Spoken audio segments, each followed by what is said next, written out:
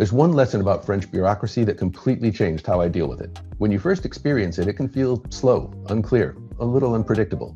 And your instinct, especially coming from the US, is to try to make it move faster. Follow up, push a little, look for shortcuts. That approach doesn't really work here. The lesson that changed everything for me was this: you don't move the system, you learn how the system moves.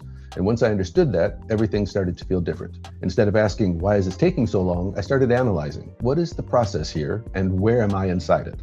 So at some point, I had to make an appointment at a government office, and I showed up missing one document. I asked if I could fill it out there, and they said no. I set a new appointment, and the same thing happened, with a different missing document this time. But this time, I was prepared. I asked all the right questions before leaving. It's something that should have been simple, and it would have been if I'd been given all the right information from the start.